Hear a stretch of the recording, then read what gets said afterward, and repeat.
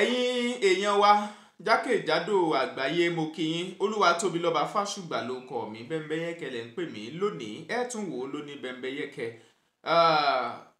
Mo wà lójú òpó ń bí pẹ̀lú Prophet Tèmítọ́pẹ́ Solomon. Mo kí yín, ẹ kú dédé àsìkò yìí sà. Yes sir, Ọlọ́run á máa tẹ̀yìn síwájú ní gbogbo ọ̀nà. Àmín. Iléeṣẹ́ yín kó lọ síwájú sí i. Àmín. Àwọn ilẹ̀kùn rere kó ṣí. Àmín. Mo gbàdúrà lórúkọ Olúwa fún gbogbo àwọn ènìyàn tó ń wà jákèjádò orígun mẹ́rẹ̀ẹ̀rin ayé. Bíbélì wípé ó ní wípé àwọn tó bẹ̀rù rẹ̀ ó fi fẹ́ ọkàn wọn fún wọn. Lórúkọ Jésù, ohun táwọn ènìkọ̀ọ̀kan béèrè, Olúwa yọ̀ǹda ẹ̀ lórúkọ Jésù Kristi Olúwa wa. Àmín. Lára àwọn àsọtẹ́lẹ̀ tí ẹ ti máa ń sọ, mo rántí níbẹ̀rẹ̀ ọdún yìí ó láwọn nǹkan kan tẹ́ ẹ ti sọ. Kódà nígbà tó yọ láwọn nǹkan tẹ́ ẹ sọ náà lọ́dún tó kọjá, tó sì jẹ́ pé àwọn nǹkan yẹn ó ń fi ara hàn tó ń ṣẹlẹ̀ tó ń wáyé. Mo rántí kan tẹ́ ẹ sọ̀rọ̀ nípa ọ̀rọ̀ iná, wípé iná káwọn èèyàn ṣọ́ra púpọ̀. Ìgbà tí ti Fresh FM tó ṣẹlẹ̀ nílùú Ìbàdàn, ìgbà tí Dr. Yinka Ayéfẹ́lẹ́ wá ń sọ̀rọ̀, wọ́n ní wòlíì kan sọ wípé wòlíì kan gan pé àwọn ó sọ pé wọ́n bá wọn pé bọ́n sọ fáwọn staff àwọn pé káwọn kún fàdúrà gan o, ṣùgbọ́n àdúrà ló jẹ́ kó mọ níwọ̀n bó ṣe rí yẹn, tó túmọ̀ sí pé ìran tòótọ́ wà tó jẹ́ pé Ọlọ́run ọba fi hàn àwọn ìránṣẹ́ rẹ̀ láti lè fi dènà àwọn kankan tàbí mọ ìgbésẹ̀ tó yẹ kéèyàn gbé láti kápá ẹ̀. Bí oṣù bàbàbà tọdún parí ọdún yìí náà ṣe ń súnmọ́, ǹjọ́ ní àwọn iṣẹ́ kan tọ́lọ́run ti fi ràn yín bí? Ògo ní forúkọ Ọlọ́run, ẹni tí ó ń ràn wá lọ́wọ́, tí ó ń fi nǹkan hàn wá tó dẹ̀ ń jẹ́ ká sọ, tó ń fi ọ̀rọ̀ sí wa lẹ́nu tá à ń sọ tí ó dẹ̀ rí bẹ́ẹ̀. Nítorí wípé àṣọ àwọn nǹkan wọ̀nyí pé ká lè fi hàn wípé a jẹ́ wòlíì. Téèyàn bá jẹ́ wòlíì tó bá sọ̀rọ̀ tó bá wu Ọlọ́run, ó lè disgrace èèyàn tí ò ní wá sí ìmúṣẹ. Tó dẹ̀ jẹ́ bẹ́ẹ̀ ni ó wà nínú ìwé mímọ́, jẹ́ pé ẹ̀mí èké ó gbé wọn wọ̀, tí ó jẹ́ pé Olúwa mọ̀ sí, tó jẹ́ pé ohun tí wọ́n sọ at the end of the day àbámọ̀ ni. Ṣùgbọ́n a dúpẹ́ lọ́wọ́ Ọlọ́run. Ohun tá a ṣe tí Ọlọ́run fi padà lẹ́yìn wa, Olúwa ò ní já ṣe. Àwọn tó dẹ̀ jẹ́ olólùfẹ́ wa náà, ohun tí wọ́n ṣe tí ìyanu òfin ní ṣẹlẹ̀ láyé wọn, tí wọ́n fi táyé wọn fi jójo rẹ́yìn, Ọlọ́run níjọ́ ṣe lórúkọ Jésù. Àmín. Gẹ́gẹ́ bí ohun tẹ́ sọ, lákòókò tí a wà yìí, mo gbá gbogbo ọmọ onígbàgbọ́ sọ̀rọ̀, àwọn Kìrìsìtẹ́nì àwọn ò bá sọ̀rọ̀ ní àkókò yìí. Lákọ̀ọ́kọ́ kọ́ka Psalm 46 ó ní be still and know that I am God. Ó ní ẹ dúró jẹ́ kí ẹ sì mọ̀ pé èmi ni Olúwa. Lákọ̀ọ́kọ́ náà mo fẹ́ kí gbogbo ènìyàn, kí àwọn Kìrìsìtẹ́nì kan wà ní ìfọ̀kànbalẹ̀, kí wọ́n má máa wò pé a ti wo oṣù bàbàbà, kán má máa retí ibi. Ẹni tó bá ń retí ibi ni bí ń dé bá. Job 3:25 ó sọ wípé ohun tí mo bẹ̀rù jù ló dé bá mi. Ariwo tí Job pa nìyẹn, ó ní ohun tí òun bẹ̀rù jù òun ló dé bá òun. Lákọ̀ọ́kọ́ náà tí ààbò Ọlọ́run ó bá dájú lórí wa, torí ààbò yẹn wà ń bẹ̀, a gbọ́dọ̀ máa bẹ̀rù wípé ibi ò ní pẹ́ ṣẹlẹ̀ o, àti wọ oṣù bàbàbà o, àti wọ kinní kan o, pé ọdẹ àpọ̀ mọ́ jáde kò ní wọlé. Kí gbogbo ọmọ Ọlọ́run kọ́kọ́ mú yẹn kúrò lọ́kàn, nítorí wípé Olúwa ní kí n sọ fún wọn wípé ire ló wà nínú oṣù bàbàbà ọdún yìí fún wọn. Ayọ̀ ló wà nínú oṣù bàbàbà ọdún yìí fún wọn. Àní ìtẹ̀síwájú ló wà nínú oṣù bàbàbà ọdún yìí fún wọn, nítorí wípé ire ló máa bà sí ọ̀dẹ̀dẹ̀ wọn, ayọ̀ ló máa bà sí ọ̀dẹ̀dẹ̀ wọn, ìbùkún ló máa bà sí ọ̀dẹ̀dẹ̀ wọn. Bẹ́ẹ̀ lolúwa Ọlọ́run àwọn ọmọ ogun wí. Àmàlà mo kù sílẹ̀ báraka ṣàdá. Ọjọ́ tí a fi wọnú oṣù bàbàbà yẹn, ẹni tí ó bá rí orí ọ̀fẹ́ gbà màlúùní kápáyà barabakasa. Báyìí ni olúwa Ọlọ́run àwọn ọmọ ogun wí. Kọ́ka Psalm 65. Kí wọ́n kà á lákọ́ bẹ̀rẹ̀ láti 5 sísàlẹ̀, kí wọ́n kà á kọ́dẹ̀ ka Deuteronomy 28, kí wọ́n kà á 1 to 14, kí wọ́n kà á, kí wọ́n fi béèrè fún gbogbo tí wọ́n fẹ́.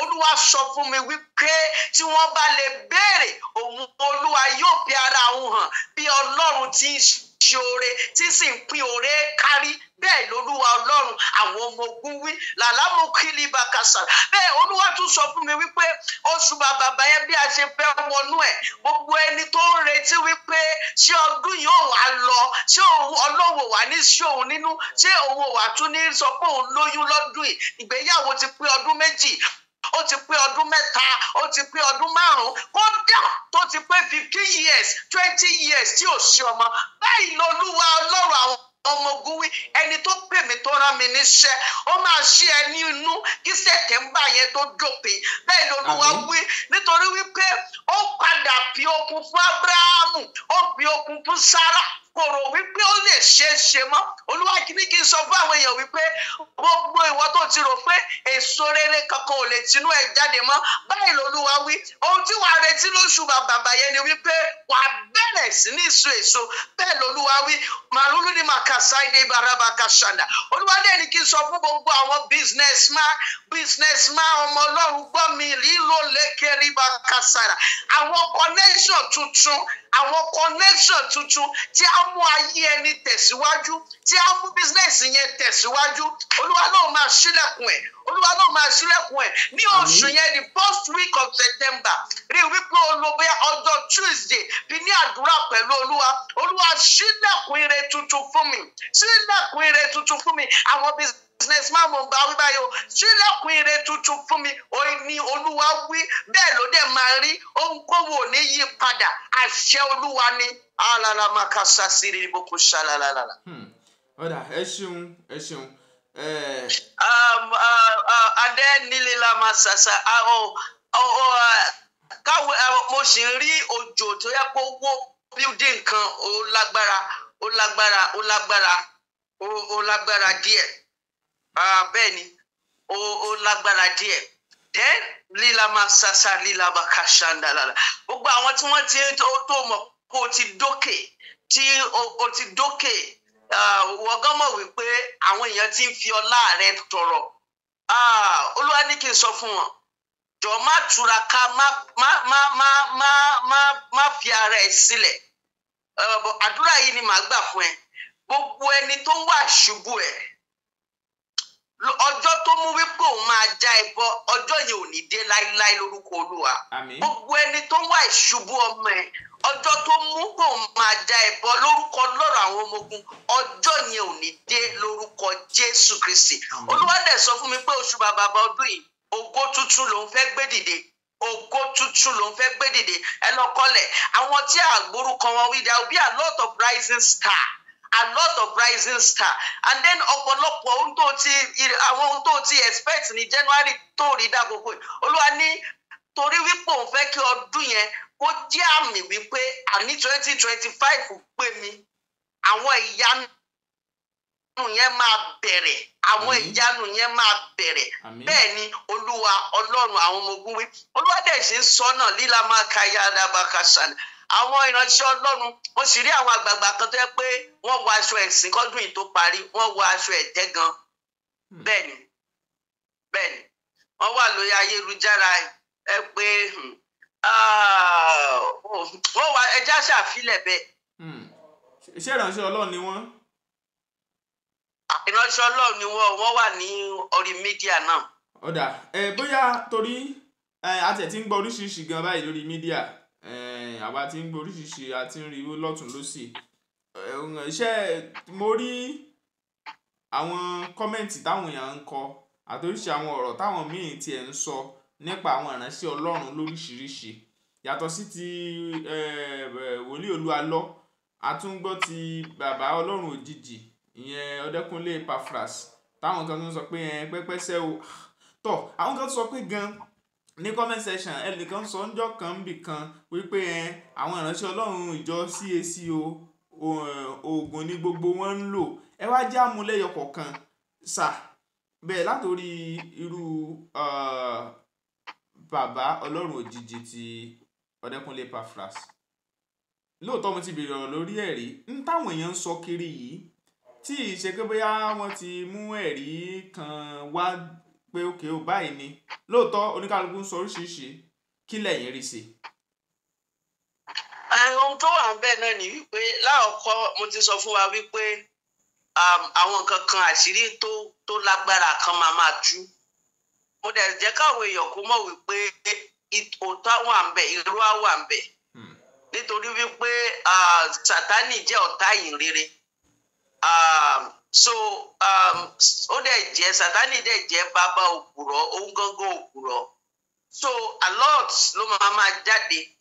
Mi ò sọ wípé ohun táwọn èèyàn ń sọ wípé gbogbo ẹ̀ la lè ṣàdànù, pé kò sí òótọ́ ń bẹ̀ àbí pé irọ́ ni gbogbo ẹ̀. Ṣùgbọ́n ohun tó wà ń bẹ̀ ni pé ìdájọ́ yẹn wà láàárín àwọn èèyàn kí wọ́n lọ wo ìwé mímọ́ wọn padà. Kí ni Bíbélì sọ? Ṣé àwọn ohun tí ó yẹ kí wọ́n rí nínú iṣẹ́ ìránṣẹ́ èèyàn pé eléyìí ó jẹ́ ọmọ Ọlọ́run, ṣé wọ́n rí? Ẹ jẹ́ kí n fi iṣẹ́ ìránṣẹ́ bàbá Kúmúyì ṣe example. Tí àwọn tó bá mọ Deeper Life á rí i pé ó difficult kẹ́ tó rí Deeper Life member ó máa wá wòlíì káàkiri. Tí bàá kàn ṣe ìsìn tó didi wípé ó dà pé àwọn gan wò pé ó dà pé àwọn nídìí ìran wòlíì láyé àwọn wípé àwọn kan lè máa ṣe amen all the time. Lẹ́ẹ̀kan máa rí kọ̀ọ̀kan nù wọn, ṣùgbọ́n wọ́n ti sure nípa wọn ni pé tẹ́bárí àwọn ọmọ Deeper Life òye ọ̀rọ̀ Ọlọ́run yé wọn. Kódà kí wọ́n wá bá wọ wòlíì tó bá ti ń sọ nǹkan tí kò sí nínú Bíbélì, wọ́n máa fi ẹlẹ̀ ni wọ́n ní ṣe. Wọ́n ní ṣe. So now lórí ọ̀rọ̀ bàbá Ọdẹ́kúnlé Epaphras, ohun tí mo fẹ́ sọ bẹ́ẹ̀ ni pé ṣe rí ìgbà míì wà tó yẹ pé tí ìránṣẹ́ Ọlọ́run bá ń ráre kò ṣoògùn. Ìjọ tí ògùn ẹ̀ bá dé ló ṣoògùn. Ìjọ tó ògùn ẹ̀ bá búyọ ló ṣoògùn. Gbogbo ẹ̀ jùlọ ni wípé ohun tí mo fẹ́ sọ bẹ́ẹ̀ ni wípé tí Ọdẹ́kúnlé Epaphras tí ó bá jẹ́ pé wọ́n ń ṣoògùn ni àbí wọ́n ń ṣe nǹkan kan ni or whatever, òtítọ́ kò sí bó ṣe pẹ́ yóò lè rọ́bà. Ẹ jẹ́ ká fún wọn lákòókò díẹ̀ sí, àṣírí tó bá wà ń bẹ̀ yóò tú tí ò sì ní ṣe dáwọ́ bò. Because ọ̀pọ̀lọpọ̀ nǹkan bẹ́ẹ̀ yẹn tó téèyàn bá dìde tó rise oríṣiríṣi náà ló máa wà pẹ̀lú ẹ̀. Ó ṣe báyìí ni, ó ṣe báyìí ni, ó ṣe báyìí ni. But òtítọ́ bá wà ń bẹ̀ tó bá yá àfojú hàn tí ò ní ṣe dọwọ́ bò kò sí ni bó ṣe rí nìyẹn. Paul sọ pé nothing we can do against the truth but for the truth. So òtítọ́ yóò farahàn. But gbogbo ẹ̀ jùlọ ni wípé kí Bíbélì jẹ́ atọ́ka bó ṣe lọ ń bá wòlíì bó ṣe ń ṣe, kí Bíbélì jẹ́ atọ́ka. Mo rí wòlíì kan ẹnìkan sọ fún mi, mi ò mọ irú àwọn wòlíì yẹn, mi ò bá irú àwọn wòlíì yẹn ṣe. Ẹnìkan ló wá bá mi ló sọ fún mi, ó ní wòlíì yẹn níbi tó ń gbé ó dà pé ó ń gbé ní face me face you. Ó ní ó wá fún ọmọ ìjọ ẹ̀ lóróró wípé ohun tó ń ṣe òun ló máa bá apply òróró yẹn sí abẹ́. So kí àmọ́ yẹn kó lè ṣiṣẹ́. Yóò bá foróró gírísì, yóò bá foróró gírísì bẹ̀. Àwa bá fi òróró rọ̀bù abẹ́, ìyàwó oníyàwó fi òróró rọ̀bù. So àkọ́kọ́ náà sẹ́rí ọ̀pọ̀lọpọ̀ ẹlòmíì tó ń jáde náà sẹ́rí obìnrin míì náà òun náà ní ìṣekúṣe lọ́wọ́. These are the things that because báwo ni ẹnìkan kan ṣe lè wá wájú ẹ kó ní òróró yẹn òun nìkan lòun lè apply ẹ̀ sábẹ́ ẹ̀, òun ṣọkọ ẹ̀ òun nìkan lòun lè apply ẹ̀. Kí ló apply? ẹjọ sá, ṣé obìnrin yẹn fúnra ẹ gan lè apply ẹ sí abẹ́ ara ẹ fúnra ẹ ní? Ẹ mọ̀ pé obìnrin míì náà òun náà ní ìṣekúṣe dání. So ẹlòmíì náà ní ìṣekúṣe but notwithstanding a rí àwọn míì tó yẹ pé òun ṣe lásán ni àwọn míì inú àwọn ìránṣẹ́ Ọlọ́run tó ti díkẹ̀mù yìí tí ayé wọn ti díbàjẹ́ ìtàn ti gbá nǹkan míì mọ́. Kò ṣe lásán náà fi ń bá wọn sọ̀rọ̀, we can't dispute that. Kò ṣe lásán má yẹ̀wù ni o tó bá sọ kò lè kọ̀. So ẹ rí i pé mo máa ń tẹnu mọ́ nǹkan kan, ó ò lè pẹ́ra ẹ ní onígbàgbọ́ kó má jẹ́ kìrìsìtẹ́nì tó lágbára tó dá Ọlọ́run mọ̀. Gbogbo kìrìsìtẹ́nì la fún lórí ọ̀fẹ́ láti ní ẹ̀mí mímọ́. Gba ẹ̀mí mímọ́ ní ẹ̀mí mímọ́. Tó bá ti ní ẹ̀mí mímọ́ wọn lè máa jù ẹ́ sósì kó o dẹ̀ rí wípé Bíbélì jẹ́ ọ̀rẹ́ rẹ.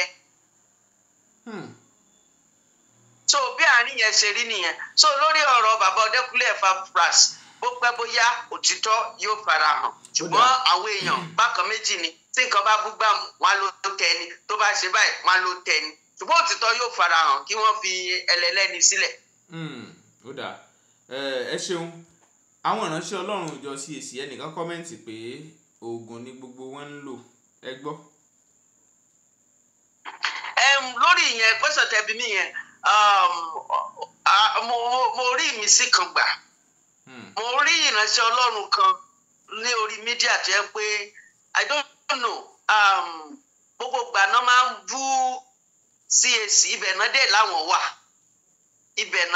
wà gbogbo ìgbà kíní kan ṣe báyìí kíní kan ṣe báyìí kíní kan ṣe báyìí ṣé ilé tó ń bàjẹ́ níta báwo ló ṣe fẹ́ mọ̀ padà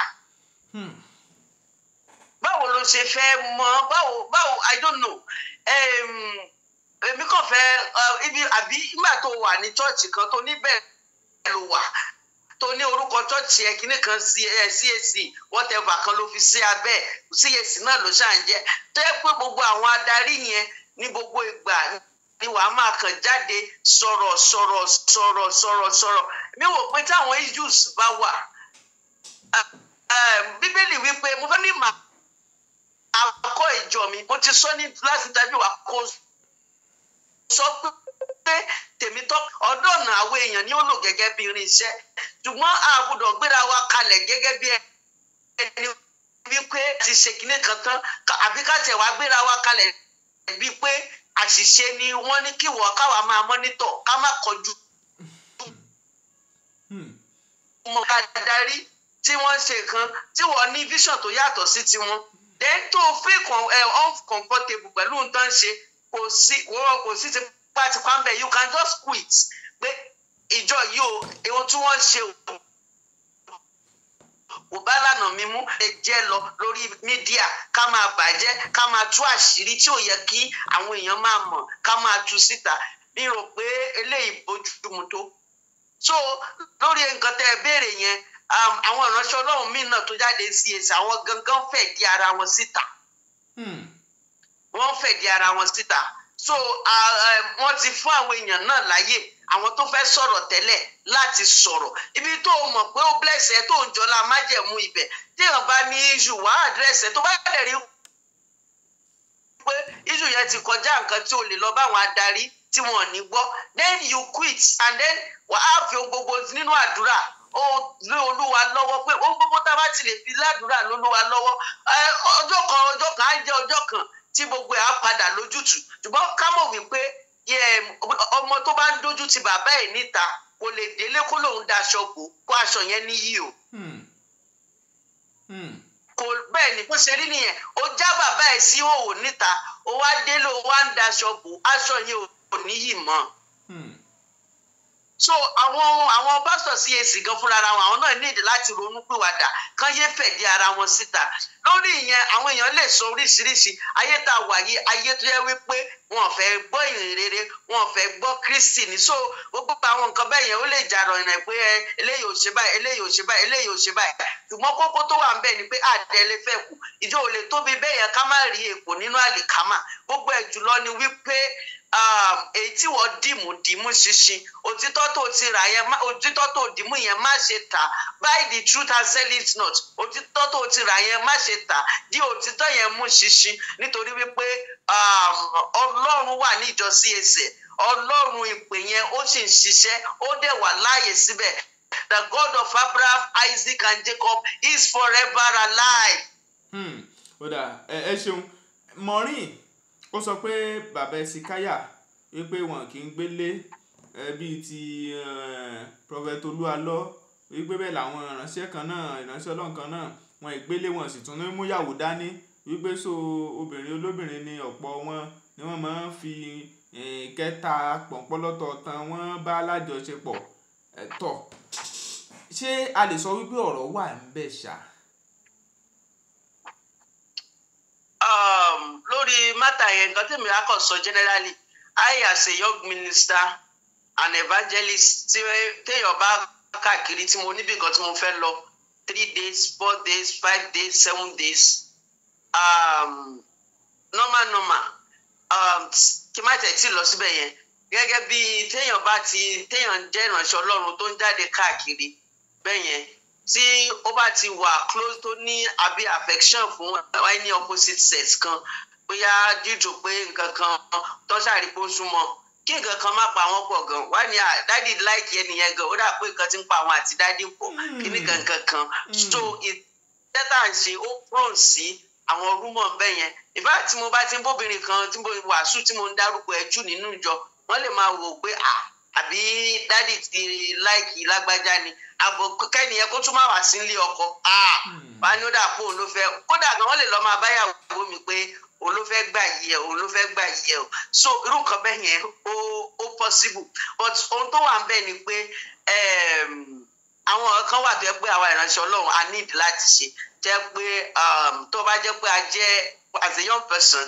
tó òun lọ káàkiri téèyàn dẹ̀ ti marry ó ṣe pàtàkì wípé yàtọ̀ síbi kankan tí o mọ̀ pé ìyàwó ẹ̀ due to stress and other things wọn lè lọ ó ṣe pàtàkì wípé kí wọ́n máa rí ìyàwó èèyàn pẹ̀lú èèyàn majorly láyé tá a wà yìí to just say guide yourself from some slander kan tí ò nítumọ̀ bí mo ṣe wà tí bá wà nínú mọ́tò tí mo rí ọmọbìnrin kan tí mo rí tí kójọ́ ọmọjọ́ mi gan màá di steering mú ni màá máa lọ ìní gbé kí ló dé bẹ́ẹ̀ ìní ṣe bíi pé mo rí bẹ́ẹ̀ ni tí ò tí ì lọlé ọkọ ìní ṣe bíi pé mo rí torí bóyá tí mo gbé lónìí tí nǹkan kan tún orchestrate ẹ̀ tó tún jẹ́ ọ̀la tí mo tún gbé tó jẹ́ pé mi mò ń sọ̀kalẹ̀ lójoojúmọ́ tó bá yá àkọ́gbọ̀n wípé ará àpèdájì ní ìgbóná ti jọ ń pàdé so àwọn kan wà lẹ́yìn pé èèyàn kan gbọ́dọ̀ àbọ̀ èyí tí ó pé èèyàn gbọ́dọ̀ sílẹ̀kùn ẹ̀ sílẹ̀ bó ṣe rí nìyẹn.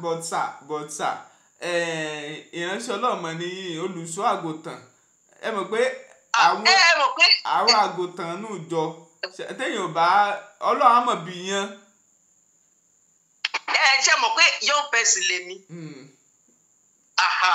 kí n dẹ̀ rí obìnrin tó ń ṣì ń wọ ọkọ tó yẹ pé èmi náà mò ń gbàdúrà fún pé Ọlọ́run ṣe ọkọ fún ẹ kí n pàdé ẹ mo lè kódà máa gbójú ni tí n bá dé chọ́ọ̀chì mo lè rí i pé àpẹ̀lẹ́ o mo lè fún lówó àmọ́ pé kí n gbé kán rí inú mọ́tò mi lónìí èmi àti ẹnìkan kán rí inú mọ́tò mi lọ́la máa di steering mu ni o àwọn kan wà tẹ́ pé a kàn lè avoid àwọn ariwo kan so àwọn ariwo kan tó bá ṣe avoid àbúdọ̀ sílẹ̀kùn sílẹ̀ but kò sí ni àwọn ariwo kan sì jẹ jáde but àwọn nǹkan kan wà tẹ́ pé ó ṣe avoid ok ẹ jẹ́ ká wọ àwọn bàbá yìí náà ẹ wo bàbá Kúmúyì ibi tó bá ń lọ ìyàwó tó tún padà fẹ́ yẹn wọ́n mú káàkiri ẹ wo bàbá Adébóyè ibi tó bá ń lọ ìyàwó tó bá mú màmá wọ́n máa mú màmá kiri ni. so àwọn kan kò sí reason ju àbí bí mo ṣe jọyọ pẹ̀sìn sìn kí n fi ìyàwó sílé kí wá ní léje kan tí ò tí ì rí ilé ọkọ lọ ni mo fi ṣe secretary òun ní ọkọ wá rí mi kí àbí òun gan ni personal PA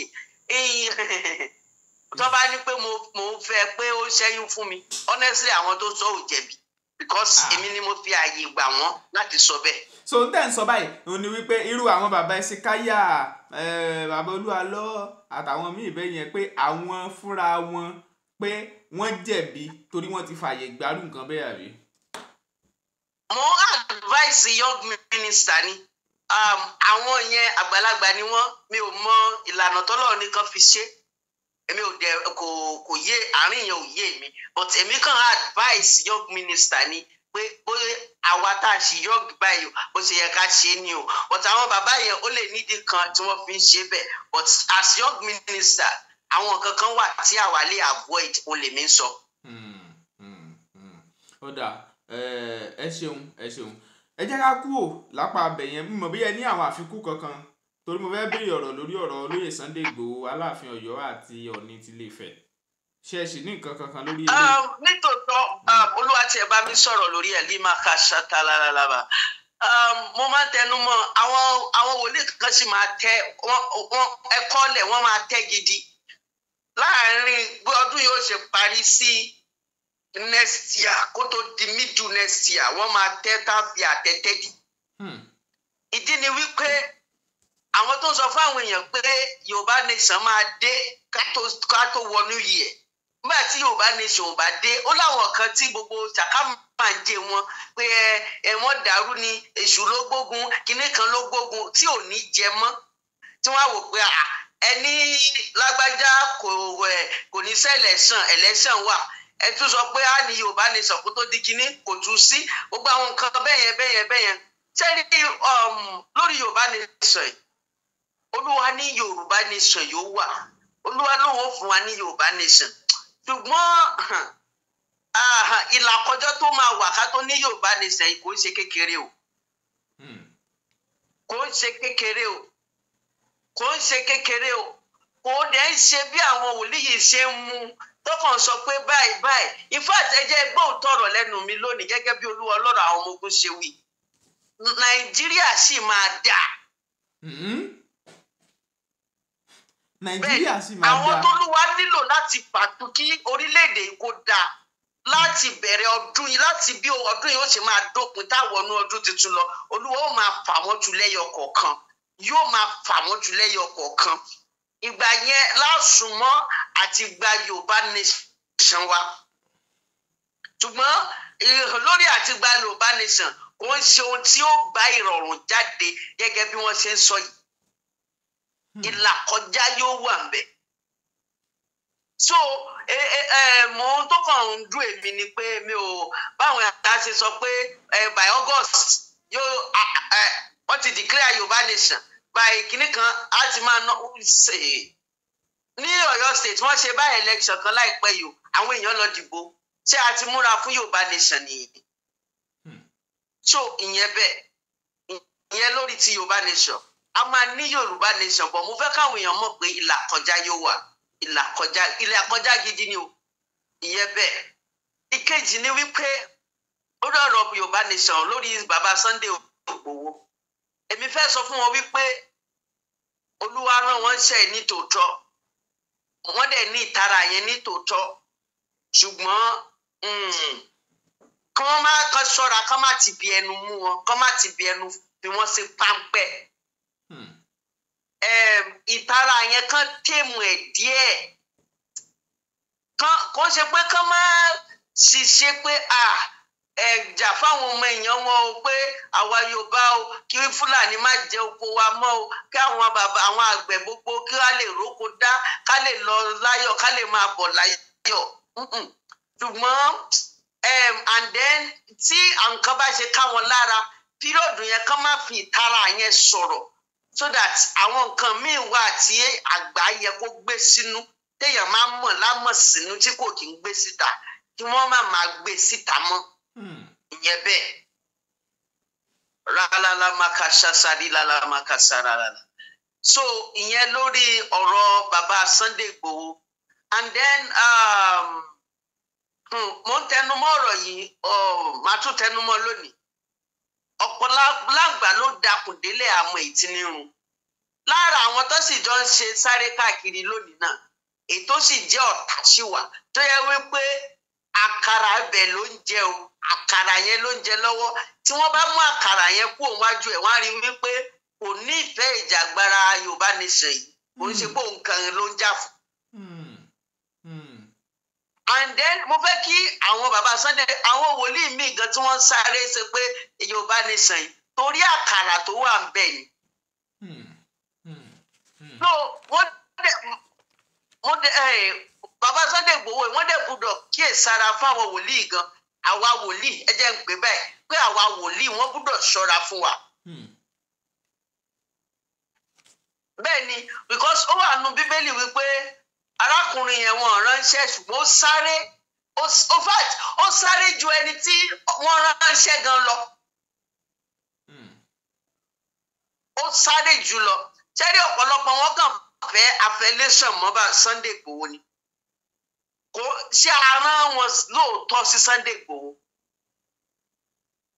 so kàn má jẹ́ kí ọ̀rọ̀ wọn pé Sunday Igboho December ní ogbó tẹ bá nídìí kẹsẹ ẹ dalẹ̀ rú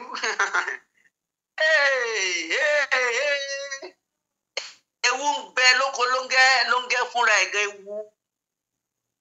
ewu ńlá ni so bí ìrìn àjò yẹn sì lé ó sì lé gan because àwọn ọba wa gan ẹ̀mí ìṣọ̀kan gbọ́dọ̀ wà nù wọn ẹ̀mí ìṣọ̀kan gbọ́dọ̀ gbé wọn wọ̀ kán láti lè rí ìjà and then màmá tún tẹnu má dúrà yìí wípé gbogbo àwọn tó ń ṣakitiyan Yorùbá nation k'Ọlọ́run alágbára kó lọ́ra ẹ̀mí wọn ìgbà tó bá dé wọn ò ní fi wọ́n ṣètàn pa lórúkọ Jésù. Àmín. Ọ̀rọ̀ tí olóyè Sunday Igboho sọ ní ọ̀dọ̀ Ọọ̀ni t'Ilé-Ifẹ̀ mi mọ̀ bóyá ẹ ti gbọ́ tí wọ́n sọ pé tó wọ́n fi kí oríkì ara wọn tí wọ́n láwọn èèyàn kan kí àwọn náà sì kíra wọn wípé ọmọ ládé Aláàfin ò ládé adé kinní kan ni wọ́n gbà fún kinní kan sà pẹ̀lú rọ̀tìrọ̀tì tó ń ṣẹlẹ̀ láàrin Aláàfin àti Ọọ̀ni ǹjọ́ ní nǹkan tó lúwa fi hàn yín nípa ẹ̀ tàbí ń tẹ́yìn fúnra yín fẹ́ sọ ń pẹ́. Ó tí mo fẹ́ sọ àwọn kankan ti jáde níbi tí mo sọ láọ̀kọ́ but ó tí mo tún fẹ́ sọ ní àárín ẹ̀ ni pé majorly màá kàn sọ̀rọ̀ lórí Aláàfin Ọ̀yọ́ kí wọ́n mọ̀ wípé ó ń ṣe gbogbo ẹni tó wò wọ́n lórí àpèrè yẹn ló fẹ́ kí wọ́n kẹ́ńbẹ̀.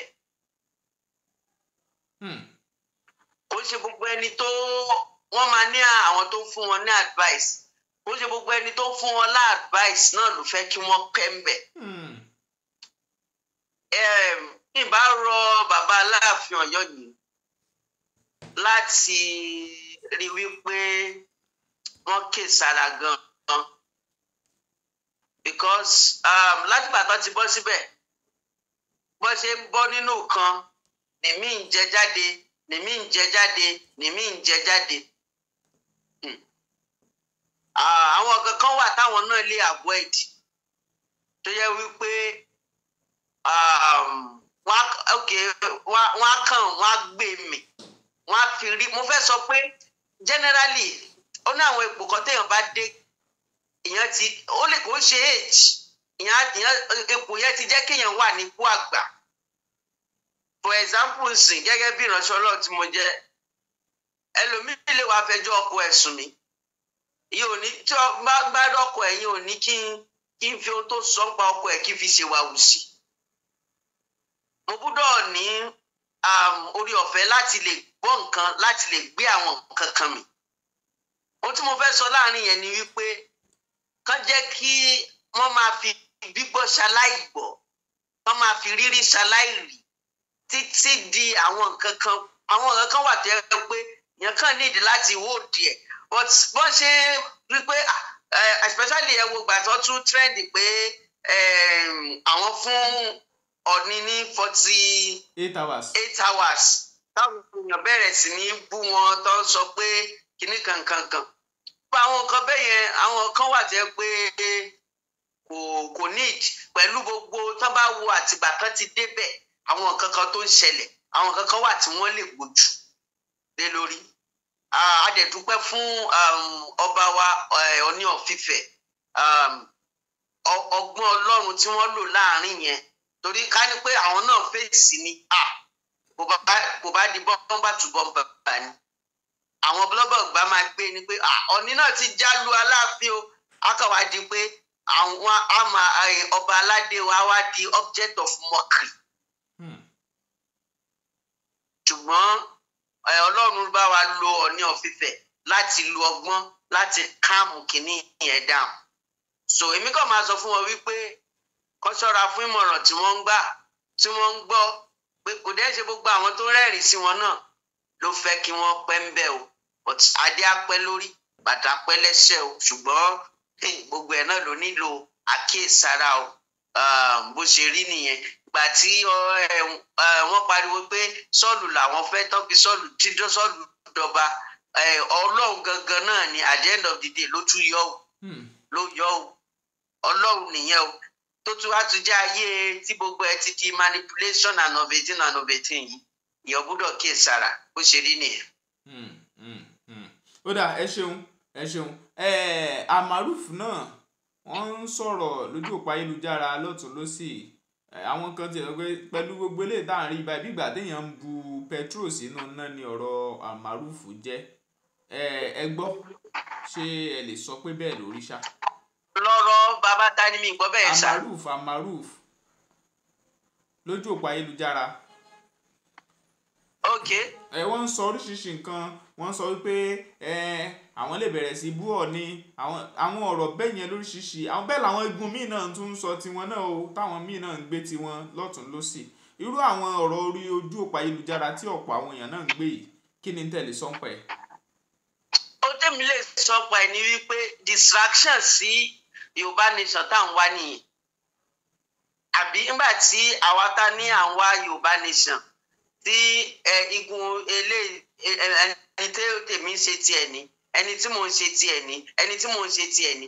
Ìgbà wo wá ni, because Yorùbá nation tá à ń sọ ẹ̀ á jáde nínú ìṣọ̀kan, ìjàgbara ìṣọ̀kan ni. So tí ò bá gbogbo àwọn nǹkan bẹ́ẹ̀ yẹn distraction láti mú ìfàsẹ́yìn wá fún ohun tí à ń fẹ́ gan ni. Ìdí nìyẹn tí mo fi sọ fún bàbá Sunday Igboho pé wọ́n gbọ́dọ̀ kíyèsára, because àwọn ọba mi tán lọ sọ́dọ̀ wọn sìn, ẹlòmíà máa retí pé kán wá sọ́dọ̀ wọn, ṣé èmi náà wàá ṣe pàtàkì ni? Ẹlòmíì tó bá dọ́dọ̀ ẹ̀, ọ̀rọ̀ mi tó bá sọ á tún wò pé wọ́n pọ́n lágbájá lé jù mí lọ, ṣé tàmẹ̀dò wá jù mí lọ ni, kíní kankan wá jù mí lọ ni. So ìdí nìyẹn tó fi jẹ́ pé wọ́n ti dépò tó yẹ pé ọ̀pọ̀lọpọ̀ nǹkan náà gbọ́dọ̀ gbé mì tí wọ́n ní sọ síta. So ohun tó wà ń bẹ̀ nínú gbogbo ọ̀rọ̀ yẹn, mo fẹ́ kí it's a distraction. Àbúdọ̀ wà focus lórí ohun tá à ń wá ni.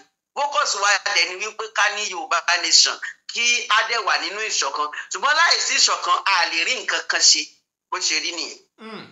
Ó dà, ẹ jẹ́ á máa ṣe lọ́ngbà náà. Ǹjọ́ ní àwọn àwílé àfikún tẹ́ ẹ fẹ́ fi kún ọ̀rọ̀ kẹ́ ẹ sì fi àmọ̀nà síta fáwọn èèyàn, kẹ́ ẹ dárúkọ yín lẹ́kùnrẹ́rẹ́ àti nọ́mbà yín.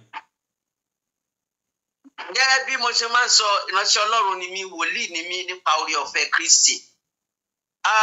Èmi ò ń ṣe ìránṣẹ́ Ọlọ́run tí a ní ohun tó bá wù ẹ́ ni kó lọ máa ṣe. Rárá, ìyìn rere Kristi ni mo gbé dání. Ohun tí màá dẹ́ máa sọ náà ní gbogbo ìgbà ni wípé Jésù lọ̀nà ìyè. Mo ti mọ ọ̀nà ìyè yìí náà. Rárá, kò yí padà. Jésù lọ̀nà ìyè náà tó lọ sí ilé ògo. Mo ti mọ ọ̀nà ìyè yìí náà. Rárá, kò yí padà. Jésù lọ̀nà ìyè náà tó lọ sí ilé ògo. Alówóláyé yóò dópin lọ́jọ́ kan. Abímọ á filẹ̀ lọ́jọ́ kan. Ṣùgbọ́n kí ni ìrètí ayérayé? Tí o ti ní ìrètí ayérayé báyìí, ìrètí ayérayé náà ni wípé kò sí orúkọ kan tá a fún ènìyàn fún ìgbàlà bí kò sí orúkọ Kristi. Kò sí orúkọ kan tá a fún ènìyàn fún ìgbàlà bí kò ṣe lórúkọ Kristi. Gbọ́ mi dáadáa, àwọn èèyàn lè ti rin oríṣiríṣi mú nǹkan mímọ́ orúkọ Kristi yẹn. Orúkọ yẹn ó jẹ́ orúkọ yẹn sì ń ṣiṣẹ́ agbára. Fi ayé ẹ̀ fún Olúwa, fi ayé ẹ̀ fún Kristi. Gbà á gẹ́gẹ́ bí Olúwa àti olùgbàlà ẹ̀. Gbà wípé ó kú ó sì jíǹde ní ọjọ́ kẹta. Gbà á, wà á dẹ̀ rí i pé agbára ẹ̀ kò dẹ̀ tó bá ti gbà béèrè fún ẹ̀mí mímọ́, ẹ̀mí mímọ́ á bàlẹ̀ ẹ̀. Ìwọ náà máa lè jọlá Kristi, ó lè máa gbádùn Kristi. Wà á lè ní ìfọ̀kànbalẹ̀ tó ju ohun tí owó ayé yìí tó lè fún ẹ lọ. Èyí ni ohun tí mo ní ìmọ̀ràn fún wa. Jésù lọ̀nà ìyè, kò sí ọ̀nà mi. Orúkọ mi ò yí padà. Prophet Tèmítọ́pẹ́ Solomon Kashimawo 08116038917 08116038917. Ìyanu yóò ṣẹlẹ̀ lóṣù bàbàbà táwọn wọnú ẹ lọ yìí. Ibi kọ́ ló máa dé báyìí orúkọ Olúwa. Àmín, àmín. Ẹ pé nọ́mbà yín lẹ́ẹ̀kan sí. 08116038917. Lílà Maka Ṣàkàrà. Prophet Tèmítọ́pẹ́ Solomon, ẹ ṣeun o lórí ètò dédé àsìkò yìí. Ẹ̀yin èèyàn wa, kí lèrò tí yín ẹ jámọ̀ ní comment section. Ẹ máa wò ó kẹ́ẹ̀dẹ̀ máa share ẹ̀ fáwọn ẹlòmíì. Olúwatóbilọ́ba Fásùgbà ló kọ mi. Ẹ máa share ẹ̀ lóní bẹ̀m̀bẹ̀yẹkẹ́. Ẹ̀yin èèyàn, ẹ jọ̀ọ́ ẹ sáré fún mi ní ìṣẹ́jú kan. Orin Àlàní Nightingale Ajáǹgbé Egun, ẹ jọ̀ọ́ màá fẹ́ kí kálukú ká múra sílẹ̀ lórí orin Ajangbégun kẹ́ lọ máa follow ẹ̀ kẹ́ gbọ́ kẹ́ wò orin Alani Nightingale ní YouTube ẹ lọ tẹ̀lé wọn bẹ́ẹ̀ subscribe fún wọn bẹ́ẹ̀ ó wà ní Facebook TikTok Alani Nightingale orin wọn yẹn Ajangbégun giveaway ń bọ̀ lórí ẹ̀ Ajangbégun tẹ́ bá mọ orin yẹn tó bá tásìkò torí ẹ ní láti máa wo ìkànnì wa náà ní gbogbo ìgbà àtìgbà gbogbo láìpẹ́ á kéde àsìkò tí giveaway tí ó bẹ̀rẹ̀ orin Ajangbégun ẹ lọ gbọ́ kẹ́ follow ẹ̀ kẹ́ subscribe fún wọn Alani Nightingale Ajangbégun ẹ ṣé. How y'all doing, beautiful people? I am glad to bring it to you that the song that we have all been waiting for, that is Ajangbégun, is now available on all streaming platforms. That is Ajangbégun by Alani Nightingale. Just go right there, search Ajangbégun by Alani Nightingale. It's available for streaming, and you can share with your folks too. However, for those of you who are unable to win some things in the last challenges that we threw, in the last giveaways that we did, don't worry about it. I mean, we got more giveaways to do. I mean, there are a lot of goodies. I mean, smartwatches, phones, these are Apples, you know, and they are pretty much an open, you know, a lot of things, Apples, iPads, and all whatnot. So, what do you got to do to participate? Just go and listen to the new song, Ajangbégun by Alani Nightingale. Like I said, it's available on all streaming platforms because we are going to be throwing some challenges. We are going to be throwing some questions about this song very soon. So just be ready. Keep in touch. Very soon we are going to be doing some more challenges and we will be doing a lot of giveaways. Bye for now and thank you.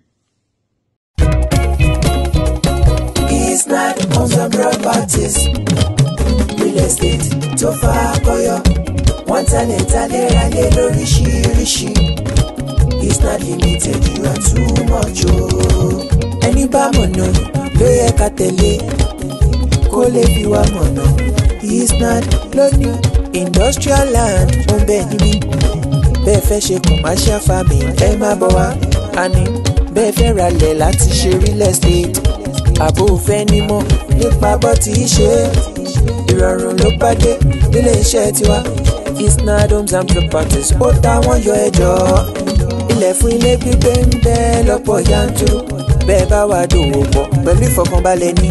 Torí agbóhùnjẹjọba tójó lóòótọ́. Torí náà let's build future through real estate. Jẹ́ngbọ́ it's not homes and properties. Yeah. Real estate tó fà kọyọ, wọ́n talẹ̀ ralẹ̀ lóríṣiríṣi. Tó jójúlówó, it's not limited, you are too much o.